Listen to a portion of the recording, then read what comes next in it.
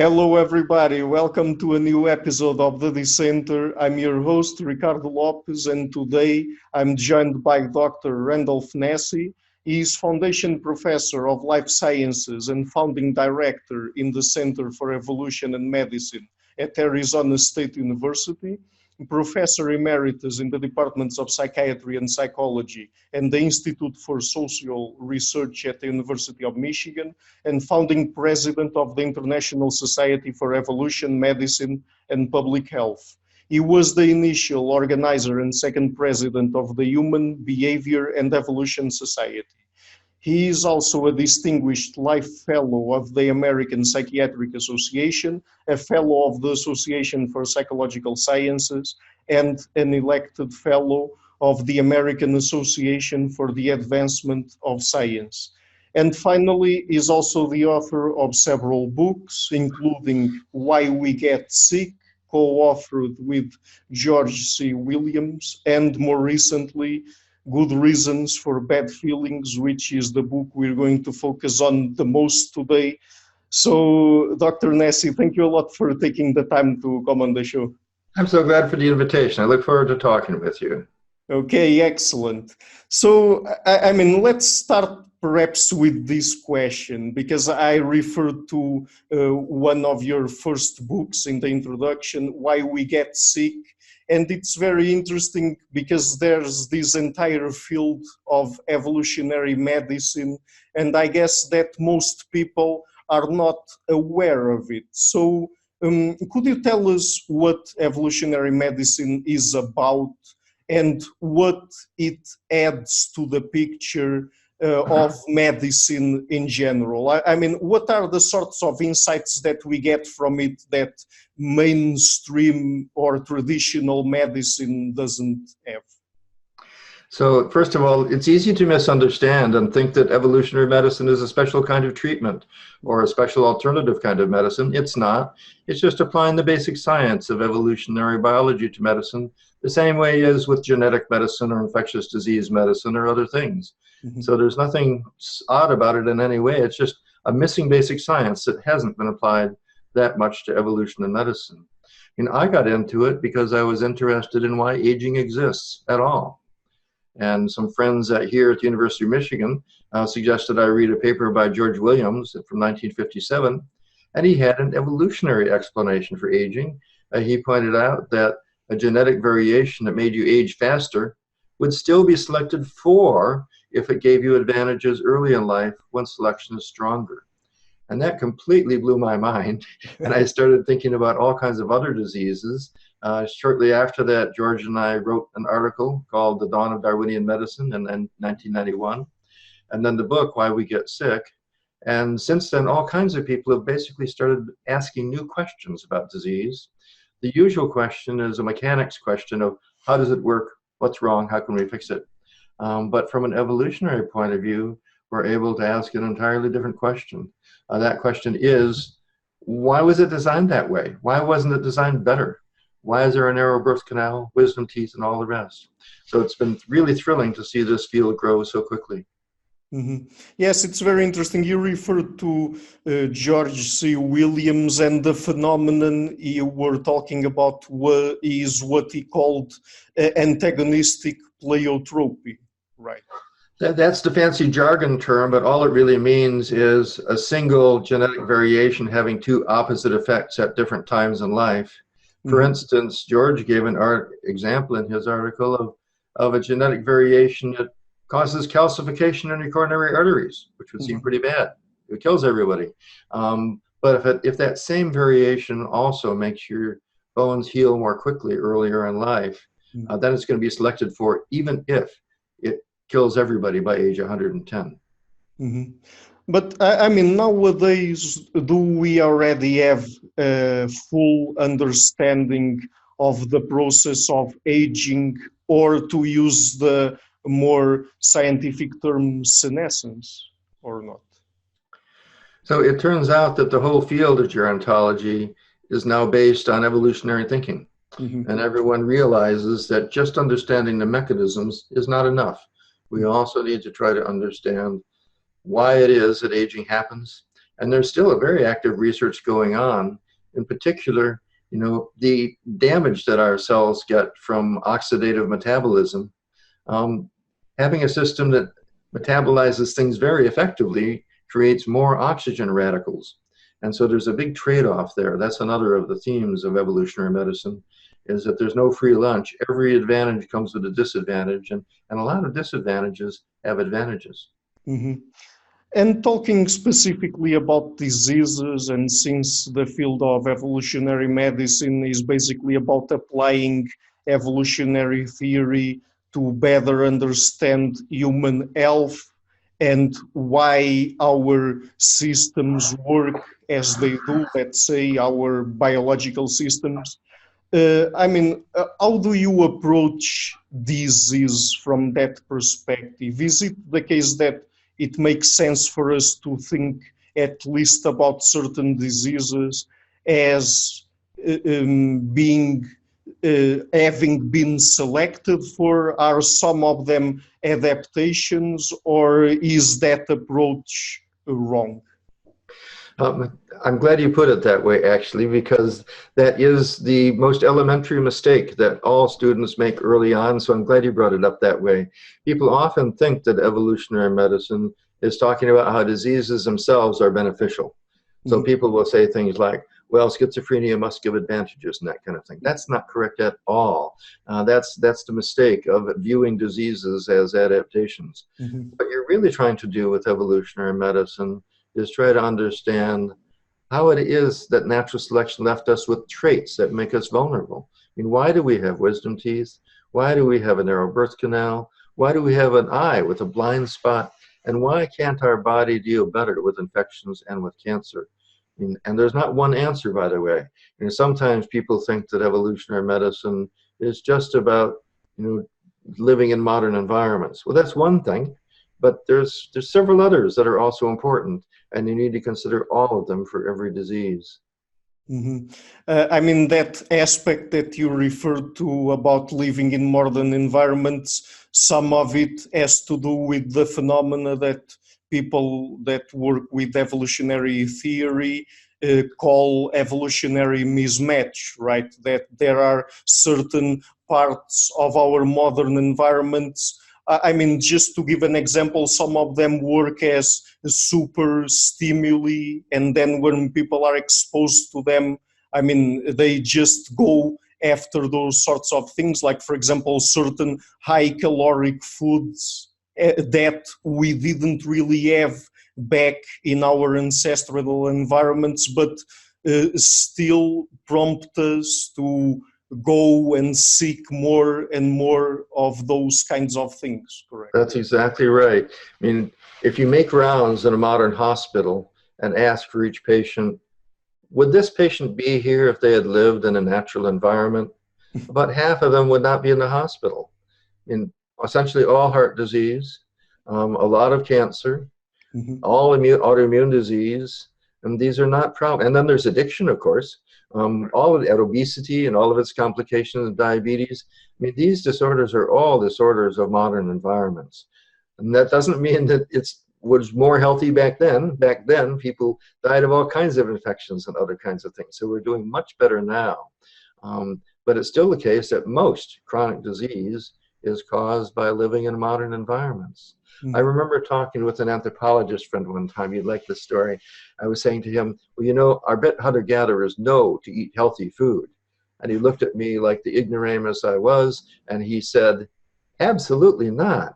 If I were to hold out a Big Mac for some of my hunter-gatherer friends, they'd kill me to get it. We evolved on the African savannah to love fat, salt, and sugar because all those things were in short supply. Now we can get as much as we want anytime, and the result is, at least in this country, the majority of people are obese, and most of us suffer from chronic diseases that are caused by living in modern environments. There's a very interesting bit on what you said, that is, so you referred that many diseases that we have in our modern societies are the result of the the things we are exposed to and the things we are able to do in our modern environments that we aren't really able to in our more ancestral ones. But isn't it the case that simply because our lifespans increased so much that many of those diseases are also the result of simply accumulating damage over longer stretches of time? Yes, the fact that we live a long time now is very important. But some people think that, you know, the average lifespan for hunter-gatherers was, or our ancestors was 30 years, Mm-hmm. and therefore anything after that doesn't matter.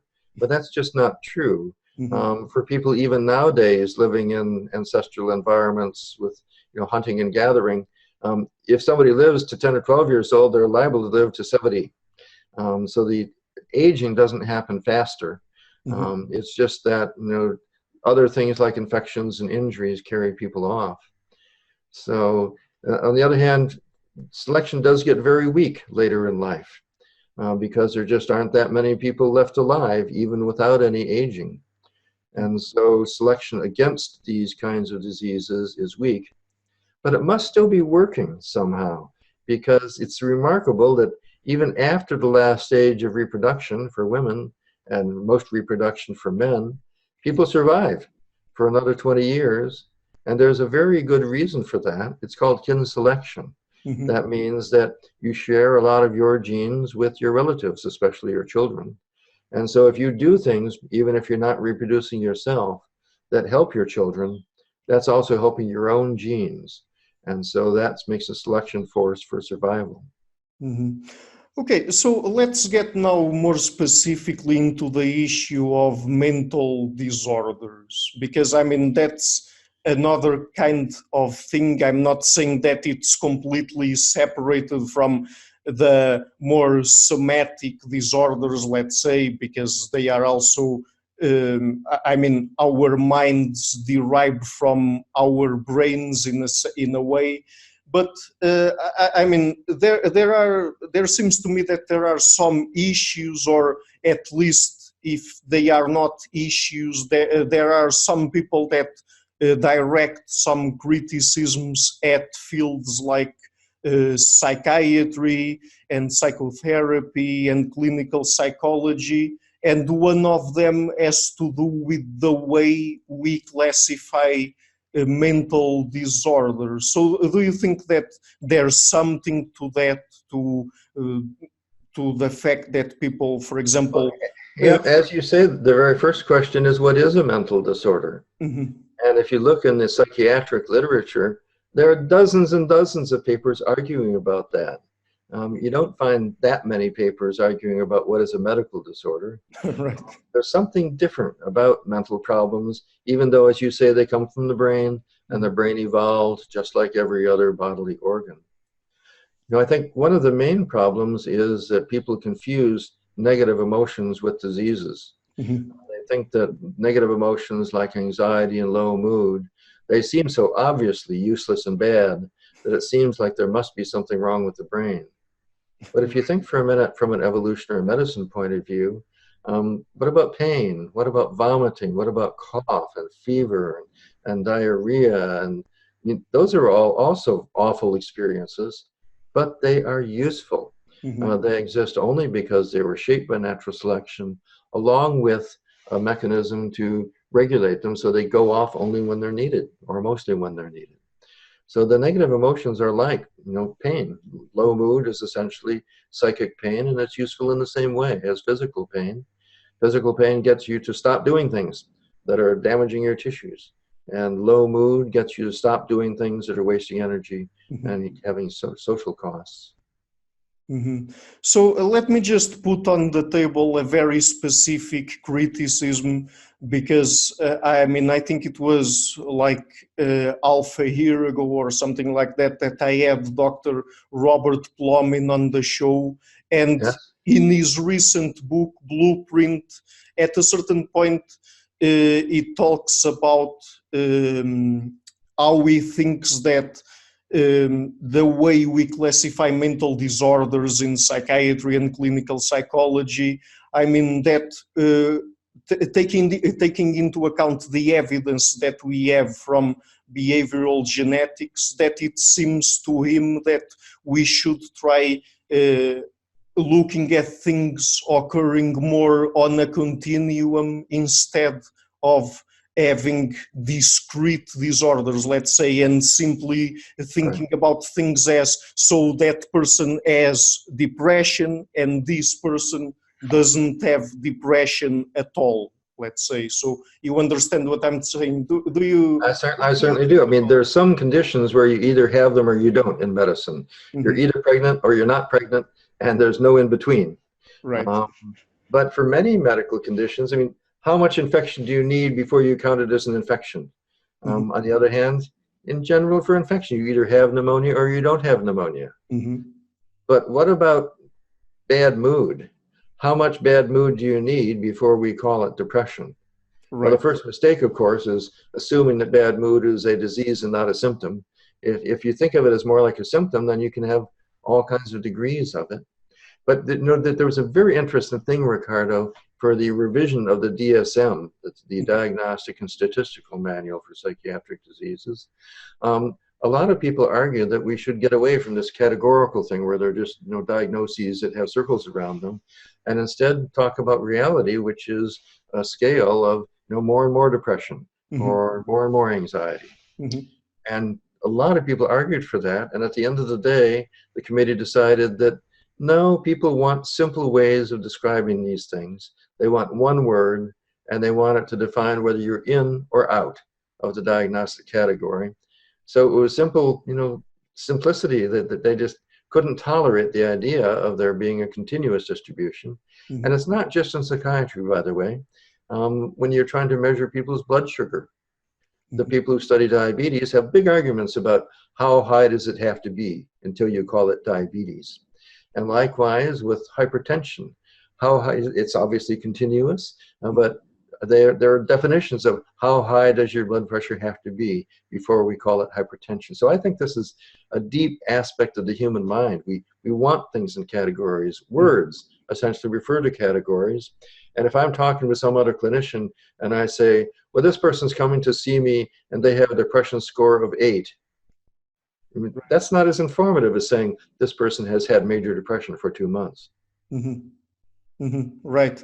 Yeah, I mean, maybe some of it simply derives from our intuitive way of thinking about things or understanding them, that we like to put them into different categories and sometimes into polar opposites, and people either are something or they aren't it. Absolutely. This is so deep in human nature and so crucial at this time in political life for our species. Our minds, I call this the principle of bimodality, because we don't think in terms of a normal distribution. We think in terms of the two poles. So people are either left or right. And the idea of there being good and bad things about both sides, you're not allowed to say that, because someone who says that is an enemy of everyone. It's really terrible for our ability to organize our species and do what needs to be done. So I think this is just a basic principle. Actually, some of my background is in social psychology. There's a wonderful book from years ago called Words and Things by Roger Brown. And he pointed out, that we humans use words, and words are about categories. And I think this skews our whole experience of life and our ability to communicate with each other.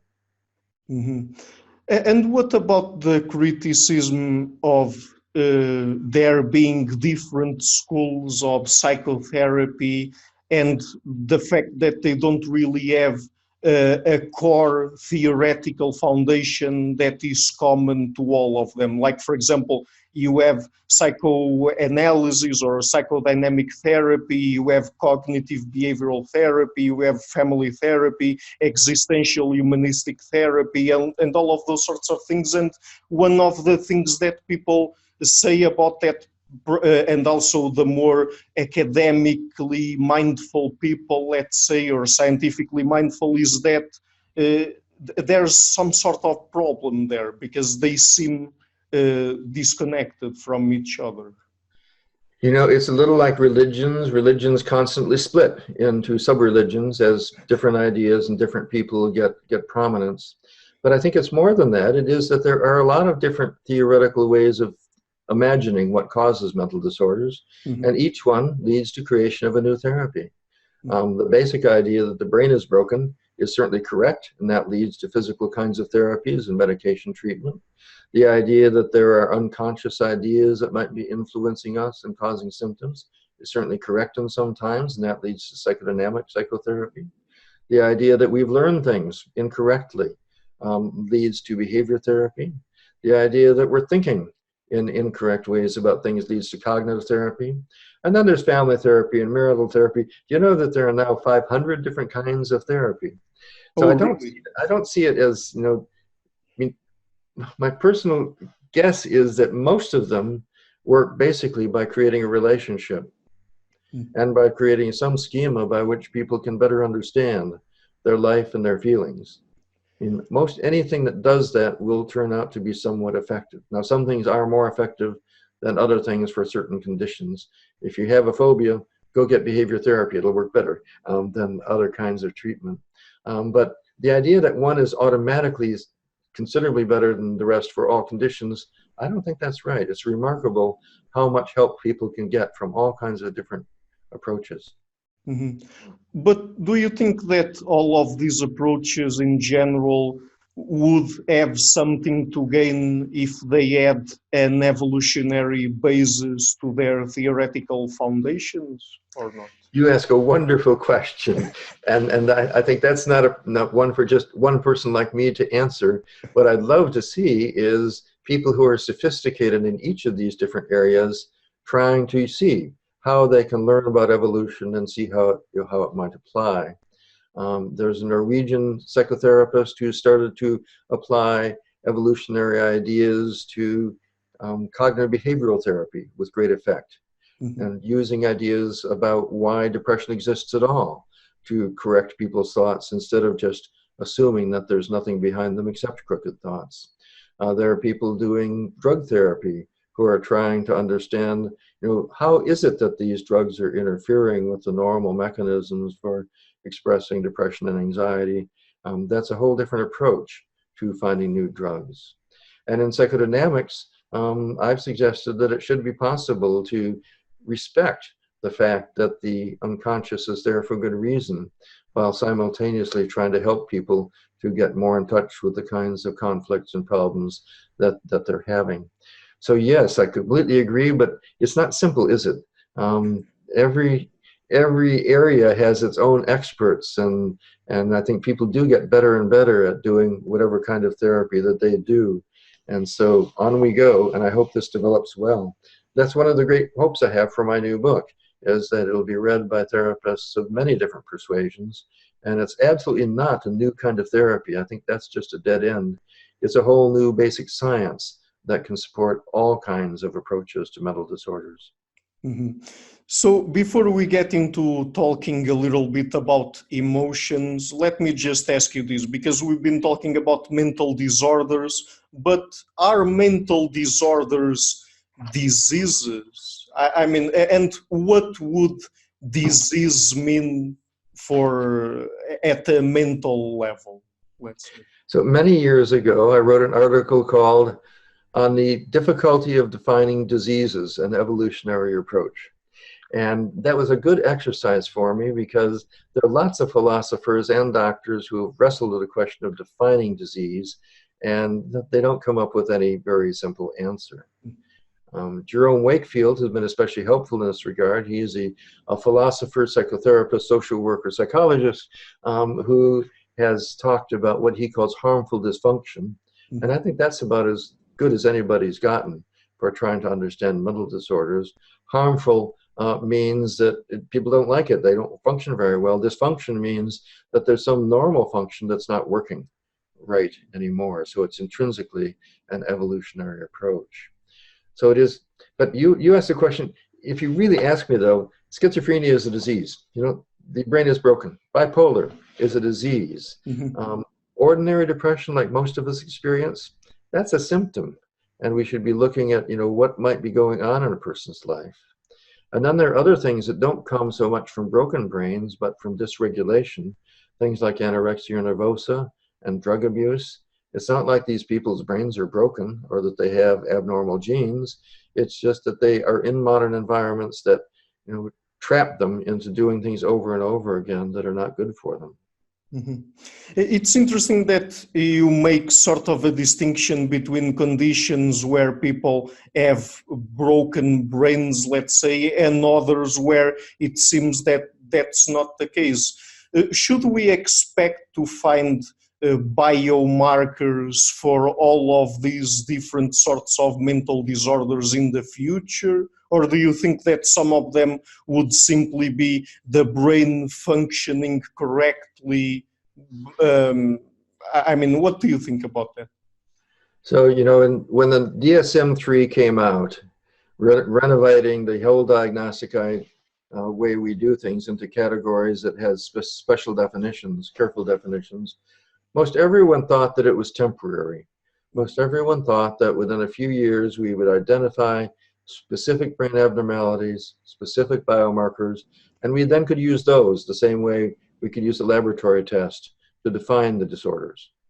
And one of the huge disappointments in my career and for the whole field of psychiatry has been that we do not have biomarkers for any of the major psychiatric disorders. Right. We're getting there for Alzheimer's disease, but that really is one where there's specific brain pathology. But we thought we would have markers for schizophrenia and bipolar disease and autism and all the rest. We don't. Mm-hmm. And it's so surprising and disturbing.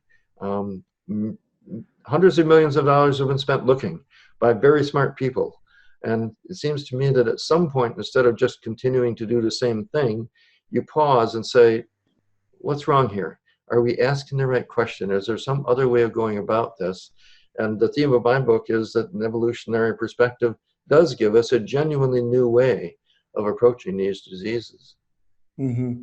Okay, so now let's talk a little bit about emotions. And it's interesting because in your book, at a certain point, you say, and now I'm going to quote you here, the big conclusion from my reading project is that attempts to specify functions for each emotion have slowed progress. Emotions make more sense when viewed as special modes of operation that increase ability to cope with certain situations. Emotions are analogous to computer programs that adjust many aspects of the organism to efficiently cope with specific situations and tasks. So could you explain that? And by the way, it's interesting because I've already talked about emotions with different evolutionary psychologists on the show, and it seems to me that the approach that you criticize here about trying to find specific functions for each emotion is the one that many of them have. Yes. So first of all, I must say I'm really impressed by your reading. You have picked out the exact central core of what I think may turn out to be my greatest contribution. I too started off by thinking, each emotion is useful. We know that because it evolved. So it must have a function. And I started trying to figure out what is the function of. But it gradually occurred to me that if you take a genuinely evolutionary view, each emotion evolved from something else. Each of them are modes of operation that evolved from other modes of operation. And they, first of all, are not completely separate. And there's no little table you can get of how many there are and how exactly they overlap with each other. And they evolved to cope with situations. I wrote one article about this in 1990 that has been very widely cited, and a more recent one with Phoebe Ellsworth, just making this point very simply, that we should not be trying to specify specific emotions with specific functions. We should be trying instead to recognize that natural selection shapes special states to help us and all organisms really cope with different kinds of situations that they encounter. And that changes everything. In the clinic, it changes you from saying the function of anger is, and then you argue about which function is relevant, to anger is the emotion that is aroused in situations where you've been betrayed. And then it changes it just helps you understand what you're dealing with, and it also helps you understand whether the emotion you're dealing with is likely to be a normal one that's useful, or a normal one that's not useful, or one that's coming from a dysregulated emotion mechanism. So this changes everything when you try to understand emotional disorders.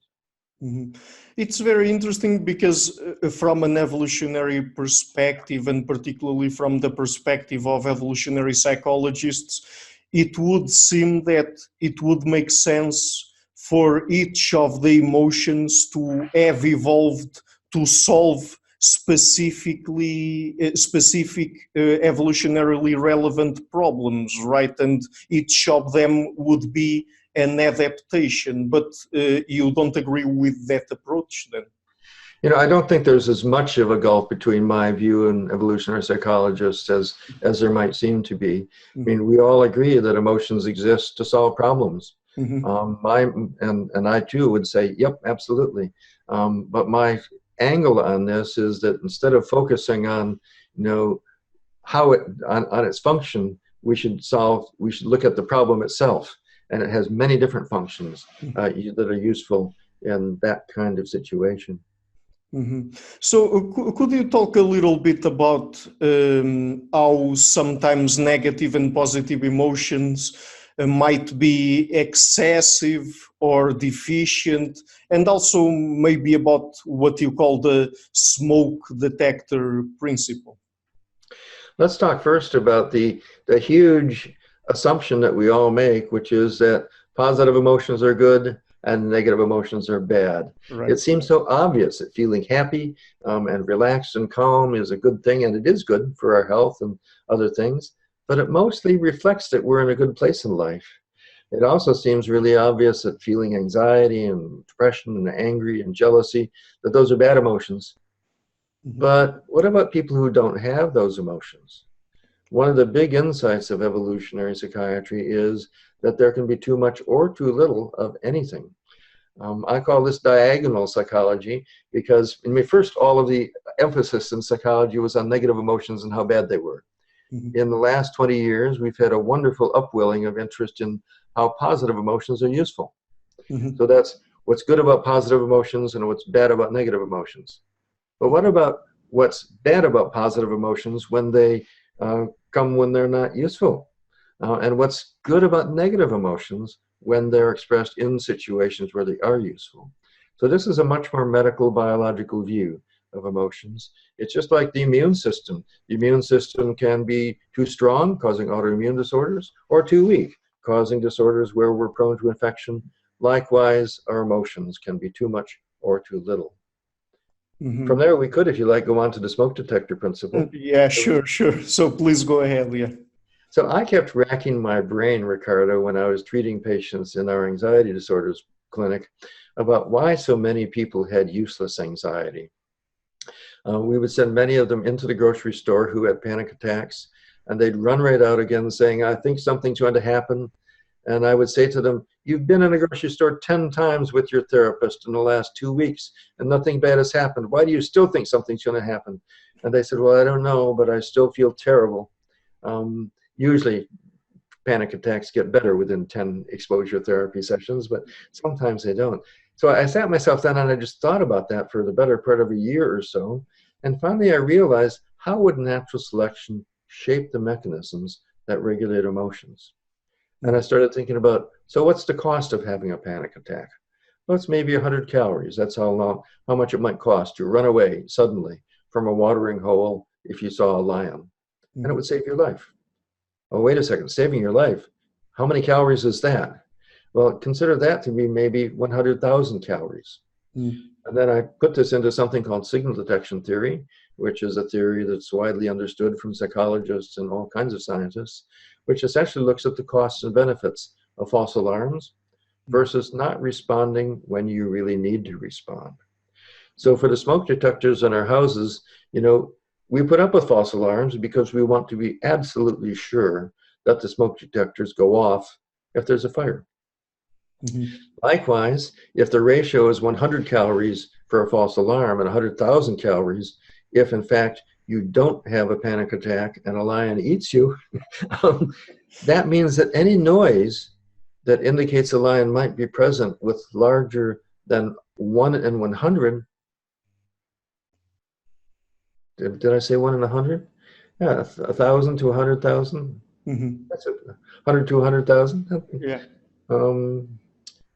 It's going to. Actually, it's a chance of 1 in 1,000, right? Because the ratio is 1 to 1,000. In any case, a tiny noise that probably isn't a lion should nonetheless set off a perfectly normal panic attack. And this suddenly opened my eyes to the fact that all bodily systems are governed by the smoke detector principle. That is, natural selection shaped them to go off very often when they're not needed, because a lot of them are relatively inexpensive compared with the danger of having them not go off. Vomiting, for instance. It might be a toxin in your stomach, or it might not be. If you don't vomit, you might die. If you do, it might cost you a few calories. And so, that system goes off very often. Pain, too. I mean, the vast majority of pain that we experience is perfectly normal, but not all that necessary. And this is why we can use medications to relieve pain, fever, nausea, vomiting, and anxiety safely most of the time. But I would love it if doctors and psychotherapists would be thinking more deeply about this system that regulates these kinds of responses so they can give personalized care to people.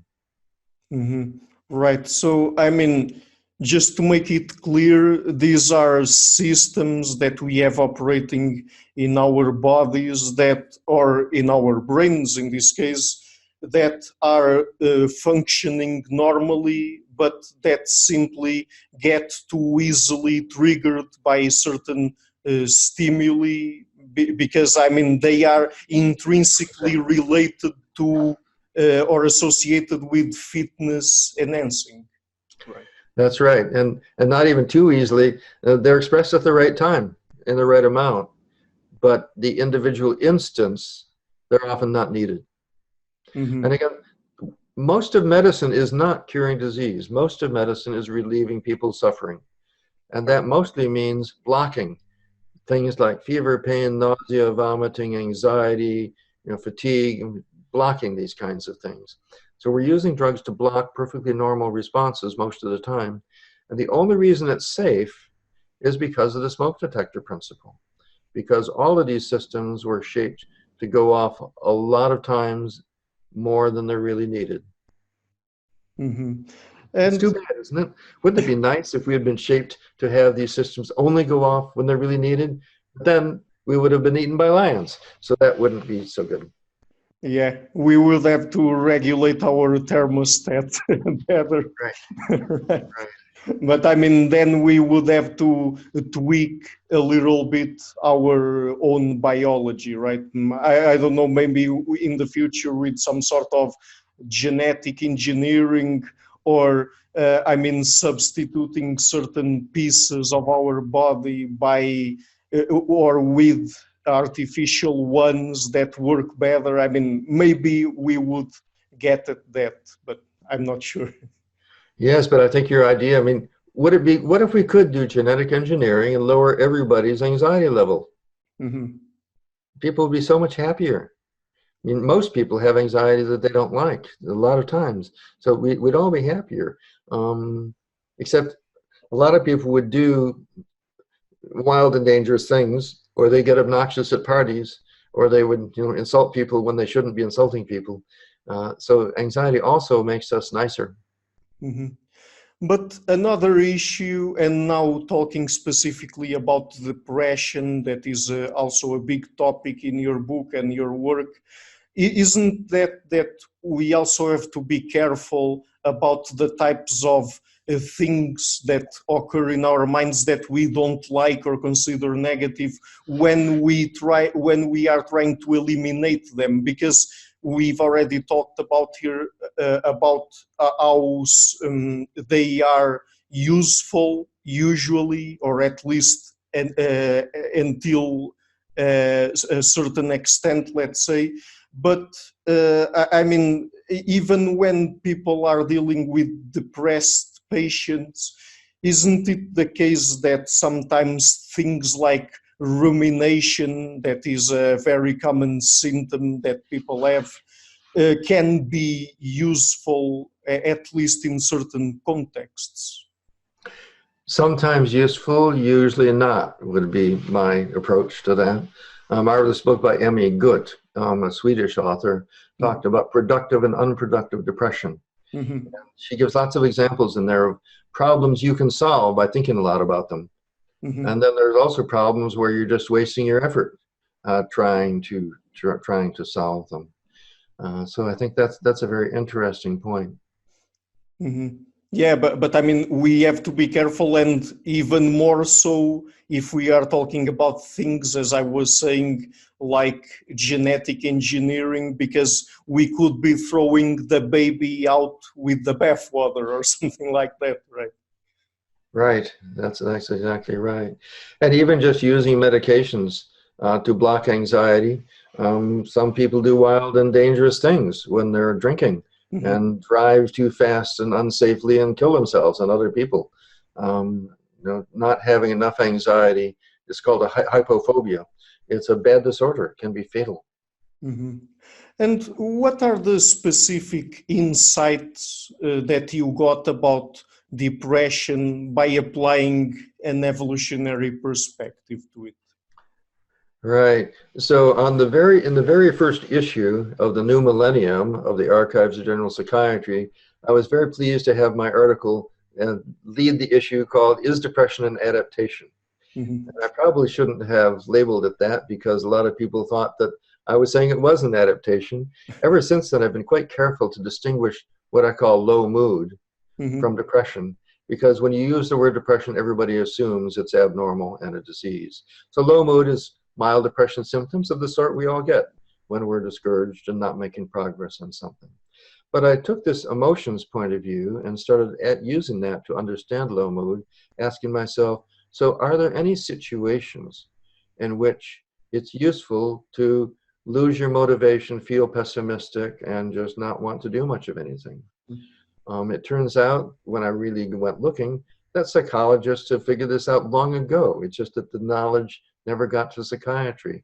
And what they figured out, I mean, Carver and Shire did this, Nancy Cantor did this, Eric Klinger did it especially well. A whole bunch of psychologists have been on the case, and they discovered that when organisms, especially humans, are pursuing unreachable goals, doing something that's wasting energy and not getting them any closer to what they're trying to accomplish, then motivation goes down. Well, that's very sensible, isn't it? You shouldn't just keep trying to do things that are not working, but this is how the system works. When you're trying to do something that isn't working, your motivation first goes down, then you wait for a while and try again later. And this goes for everything from picking berries to trying to figure out whether to stay in your marriage. It's the same basic system of trying to figure out whether you're making progress towards a goal or whether the future really looks so bleak that you really should do something else. So phase one is wait and just decrease your motivation. Number two is to try to find a new strategy, a new way to get to your goal. Part four is to, give up the goal entirely and try to do something else.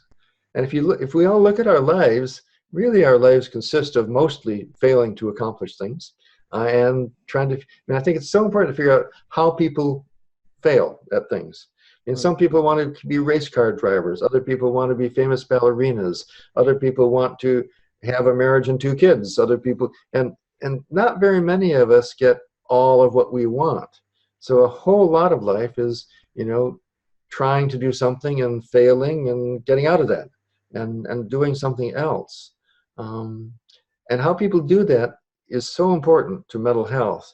You don't want to quit too soon. You never accomplish anything. You don't want to continue persisting your whole life at something that's useless, because then you're going to be depressed all the time. There's a very subtle system that gets us to do what's likely to work. Mm-hmm. Here's another really big principle that I really am going to write about more in the future, because emotions are not about the past, actually.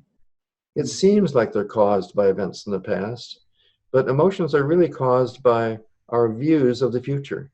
Mm-hmm. And they can't do any good, about the past. The past has happened. Emotions can be useful only by influencing what we do in the future Mm-hmm. to make progress towards our goals. So, and this is where cognitive behavioral therapy is so helpful. If in fact you're continuing and continuing and continuing to pursue some goal you're never going to make progress on, that is a good time to pause and wait and see if you can find either a different way to get to it or a different goal. Mm-hmm. So, just going back for a bit to what we were talking about before when we were referring to the ways we classify something as a mental disorder or a disease, since it seems to me that most of these things that operate in our minds and the positive and the negative emotions are just the ways our brains evolved to operate, let's say, and to deal with information from the environment. Uh, What would you say would be the proper threshold for us to set to decide that something is already really a mental disorder? Because it seems to me that as we were talking about these things, many of these things that people don't like, even certain symptoms of other things that are occurring on their in their bodies, like for example fever and things like that. I mean, it's just that it is unpleasant, it causes distress, pain, suffering, and people don't want to deal with those sorts of things. But apart from that, should we consider something simply because it causes distress or pain or suffering or whatever a mental disorder? Or I mean, when exactly should we do that? So I don't think there is any easy principle we like to imagine that mental disorders are a thing and that we can draw a circle around them and say, these are mental disorders and these aren't. And that's a mistake. It's just trying to see the world in a bimodal way and with categories, and that's just not the way the world really is. But there's another principle we haven't talked yet about, Ricardo, that's so important here, and that is that all of these systems were not shaped for our health or welfare. They were shaped to maximize the transmission of our genes.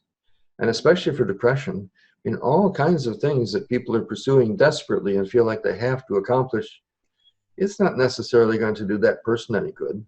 It's going to do their genes some good if they get grandly successful. And likewise with sexual things. I mean, sex isn't good for us, it's good for our genes. And it causes so much trouble. It's just huge.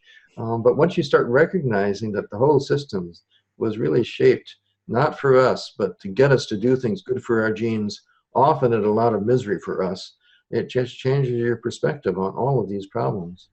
Mm-hmm. Yeah, you referred to sex, and I guess that a very good example of exactly what you're talking about, let's say, how natural selection doesn't care about our well-being, but simply about us transmitting our genes to the next generation, would be the mismatch between men and women when it comes to their sexual drives, for example, right? So I'm not sure that it's correct that men have a higher sexual drive than women. Maybe it is, but we're learning more and more as women are becoming liberated that they have strong sexual drives too. So I think we're getting beyond that. But what's more salient here is the lack of coordination and orgasm, which is frustrating to so many people. Every sex therapy book has a whole chapter about men who have orgasms too quickly. And they have another chapter about women who don't have orgasms at all or who have them after too much time. Mm-hmm. But none of them mention, so why is that? Why did natural selection shape this system to cause so much frustration instead of giving everybody mutual simultaneous pleasure? And the answer to that, I think, is pretty simple. And I don't think it's ever been published before, except in the chapter in this book. Mm-hmm. It is that, if things are going to happen a little bit too soon or a little too late, which is going to maximize reproduction? Having the man a little bit sooner is going to make sure the sperm gets to where it goes. And likewise, having a woman make sure that she doesn't stop too soon is going to maximize her reproduction.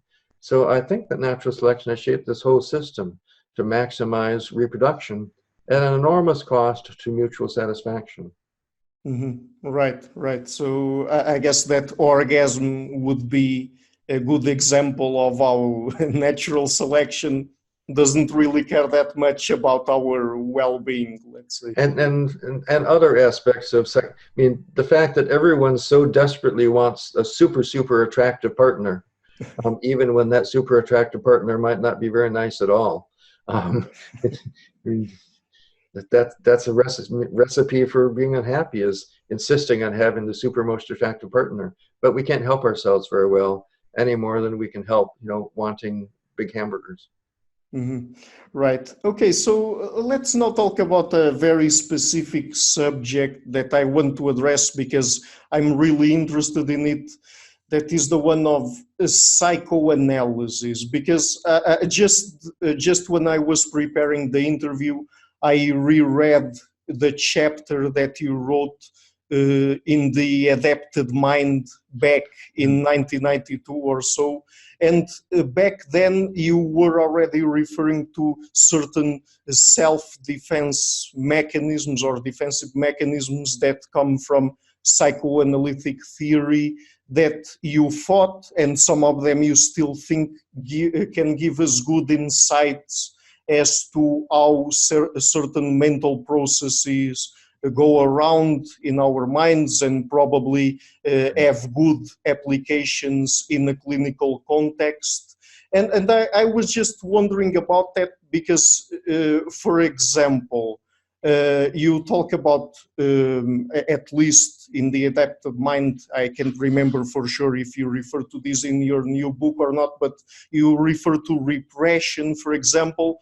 And I guess that in that specific case, that mechanism would be better explained by something like self-deception as put forth by Robert Rivers, for example. And I mean, we can talk about other self-defense mechanisms that you deem to be worthy of mentioning here, but what do you think about that? Don't you think that when you look back to 1992 and what you wrote in that chapter, for example, do you think that nowadays, through an evolutionary perspective, some of those mechanisms could be better explained in other ways or even work in completely different ways than Freud or others talked about? So I think it's fascinating that this question hasn't been answered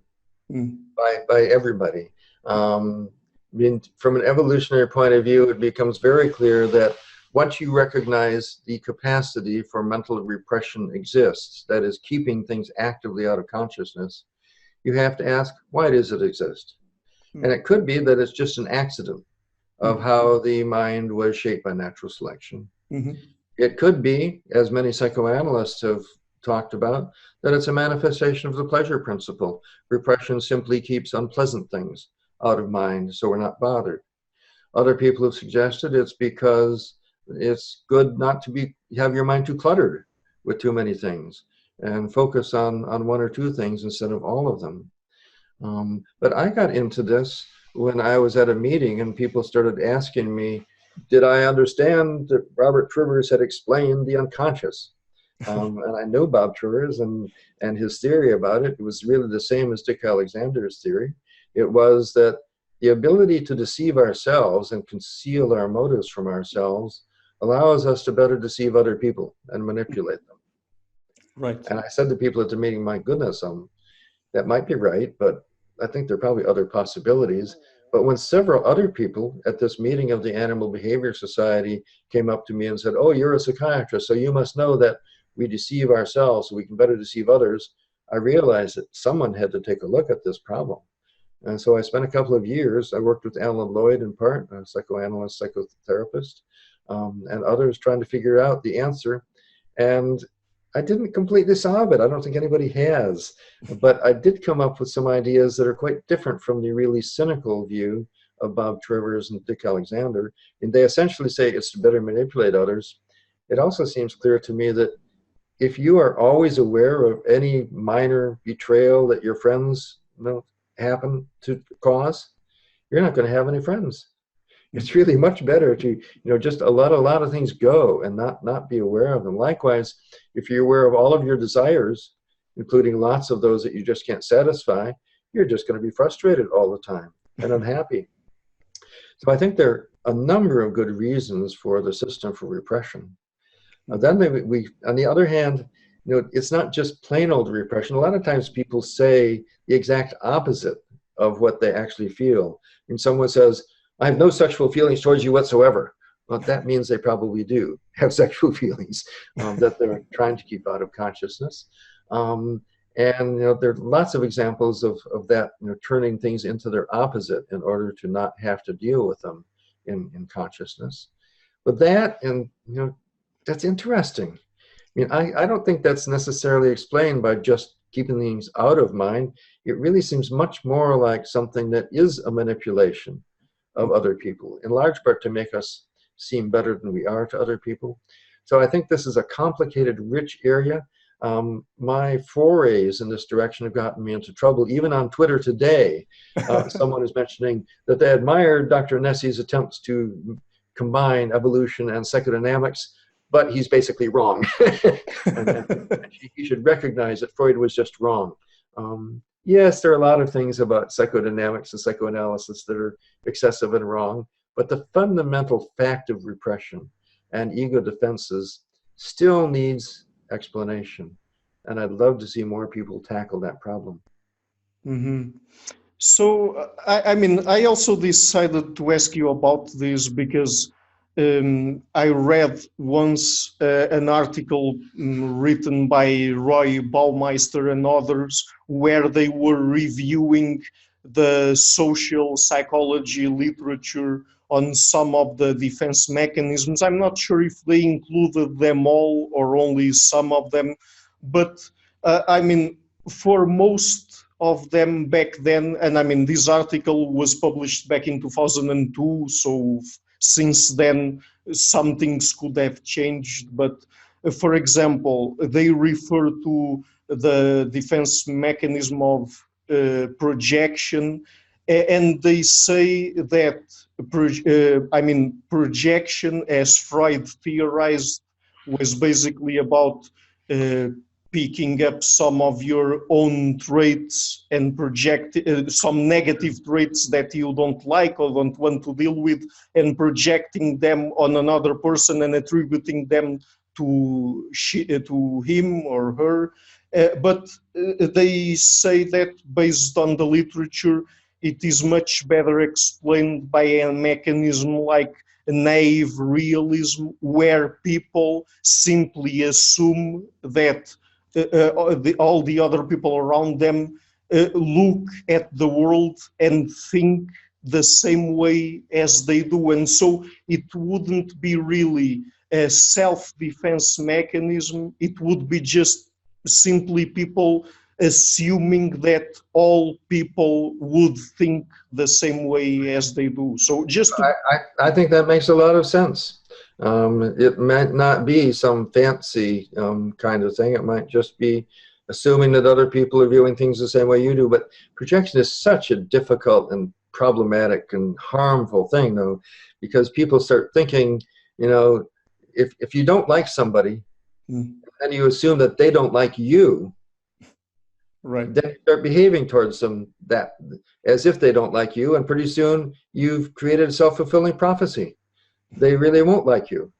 And so, and if you think if you're angry at somebody and you assume that they're angry at you, then you start responding to them as if they're saying angry things, and sure enough, soon they are angry with you, which confirms the whole sequence. So it would be so wonderful if we could get beyond projection and stop doing it, but we all do it. Yeah, and I mean, earlier you were referring to how we actively, for example, repress certain things in us. But when you use the word actively, you're not saying that we do it consciously, right? That's in contrast. I mean, you never notice, you're not conscious of when your gallbladder contracts. There's all kinds of things in our bodies that just go on and we're not aware of them at all. But there are things in the mind or things in our emotions that are going on, and it's not just that we're not paying attention to them. It's not just that they're not accessible. It's that they are accessible, and there's active effort being spent to keep them out of consciousness. As you really learn, if you're a psychotherapist, if you try to tell people, actually, you're saying that that those people are angry at you, I think actually you're angry with them. The person says, well, you're completely wrong about that.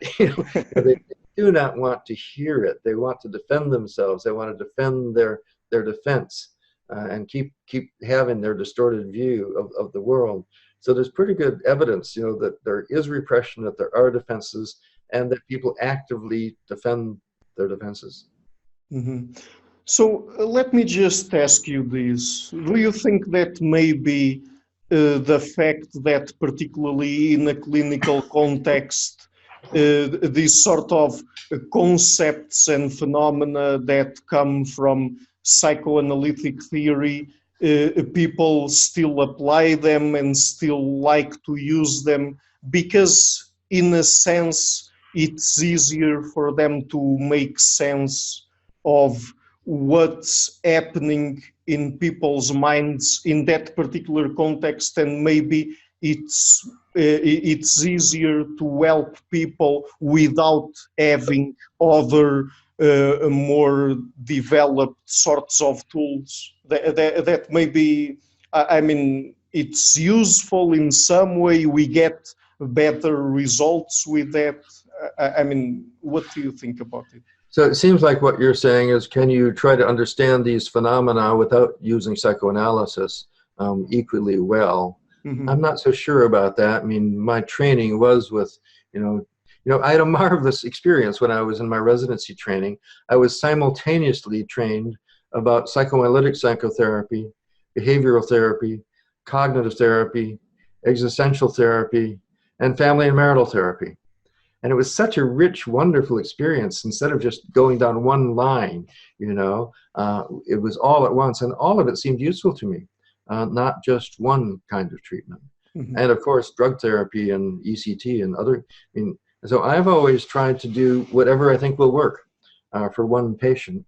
This is often called eclectic therapy, which I think sounds kind of weak and feeble and like a cop-out.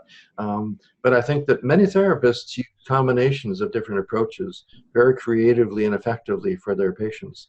And I do think that sometimes identifying something that's unconscious and gently helping it to come to consciousness, I think sometimes that can be very useful. I don't think it should be very often the entire basis of a psychotherapy, but sometimes it's really great. Mm-hmm. So let me just ask you one last question before we go.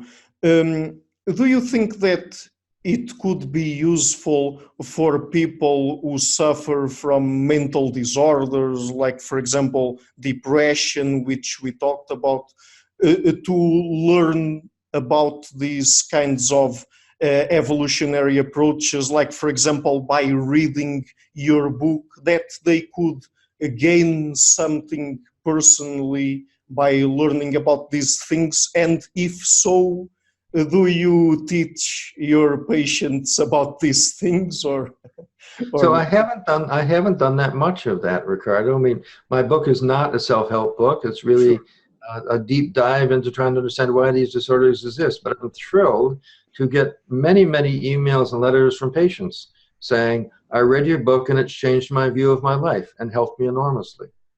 And so from that point of view, I'm just thrilled that people are finding ways of approaching it. I don't think there should be any evolutionary psychotherapy. I mean, I think there's enough kinds of psychotherapy out there, but I think every kind of psychotherapy can be done better, or at least with deeper understanding from an evolutionary point of view. There are some areas where telling patients about an evolutionary perspective is very easily helpful. For my anxiety patients, for the first 10 or 15 years of my practice, I kept telling them, you have too much anxiety, we're going to help you figure out ways of getting rid of it. And I think many patients felt like they were flawed individuals and they had disease. And when I started instead saying, you know what, you have too much anxiety, but there's advantages to that as well as disadvantages. There are other people who don't have enough anxiety. They have an even worse problem. Then people said, oh, well, gosh, that makes me feel different about myself and my anxiety and everything. It normalizes it. Likewise for depression, I don't usually get all that directly about the theoretical part, but I do ask people, is there maybe something in life you're pursuing that you aren't making any progress towards and you think you'll never succeed, but you can't give it up? And that question is what my psychiatry residents tell me is the single most useful thing they've learned from me. And many patients, that brings us to the nub of a problem. It's not so simple as, why don't you give it up? Or, if it was simple, they would have solved it already. But it allows you to have a deeper conversation with people about, so is it really worth continuing to pursue this? Are there other ways to get it? Should you take a break and do something else? Is this really how you want to be spending your life? People find that very empowering, and it also makes them realize that their low mood isn't just a flaw. They shouldn't just snap out of it. In many instances, they should respect their feelings and try to see what they are. On the other instances, they should not respect their feelings because their feelings are useless and harmful. So I think you can have a practical discussion with patients about whether for them in this circumstance, their negative feelings are useful or normal but useless or abnormal. So, I mean, the way by which each person approaches her condition and what works and what doesn't work. I mean, the person thinking that her condition is abnormal or is part of the normal spectrum of human experience, let's say. I mean, what works and what doesn't depends a little bit on the condition and how people deal with things, right? I mean, perhaps in certain situations, it helps for the person to feel that they are not simply being labeled and excluded from the rest of humanity, but what they are experiencing are just things that most people experience and are normal manifestations of human psychology. You put it better than I could. Thank you very much. Okay, great. So let's end on that note, Dr. Nesse. And before we go, I will be leaving links to your work in the description box of the interview. Would you like to make reference to some online sources that people can go to learn a little bit more about what you're doing?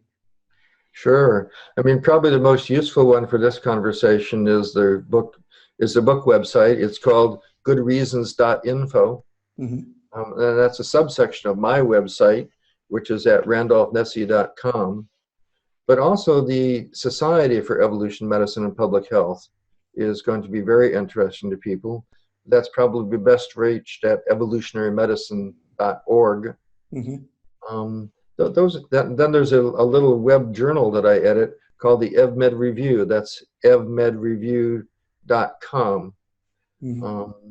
And if you go to those different places, and that leads to lots of other places, it's so wonderful these days that we can communicate with each other so easily and post things. And we can make podcasts as well. And once this podcast is posted, I'll of course have a link on my webpage so people can find their way to your list of podcasts. Well, so thank you. And Dr. Nesse, again, it was really a pleasure to have you on the show. And by the way, I really loved the book and I recommend it to all of my viewers and listeners because it's really a great read. So I appreciate you knowing it. You know, the previous book, Why We Get Sick, sold very well in the Portuguese version. And I'm still looking for Portuguese and Spanish my current book is being translated into at least 11 languages now, but not Spanish or Portuguese yet. So maybe some of your listeners will have ideas about a publisher or a translator for that. Yeah, for sure. Let's hope that. Okay, so Dr. Nesse, again, it was really a pleasure to have you talking with you. Maybe I'll see you in Lisbon in 2 years for the meeting of the Society for Evolutionary Medicine and Public Health. That would be wonderful. Hi everybody, thank you for watching this interview until the end. As you might have noticed, I've started this channel in February 2018 and have been putting out regular interviews with academics and intellectuals from a variety of fields. To keep the channel sustainable, I would like to ask you to please visit my Patreon page and to consider making a pledge there. You also have the alternatives of supporting me via Subscribestar or PayPal. all of the links are in the description box of the video. Otherwise, and if you like what I'm doing, please share it, leave a like and hit the subscription button. I would also like to give a huge thank you to my $5 or more patrons, including Karen Litske, Anne Blanchett, Perelga Larsen, Lau Guerrero, Chantel Gelinas, Francis Ford, Hans Frederic Sunda, Brian Rivera, Lucas Stafiniak, Sérgio Condreanu, Iane Henninen, Ricardo Vladimiro, Craig Healy, John Connors, Adam Cassell, and Dr. Jerry Muller, Herbert Gintis, Rutger Voss, and Bo Weingard, and my three producers, Isar Webber, Rosie, and Jim Frank. Thank you for all.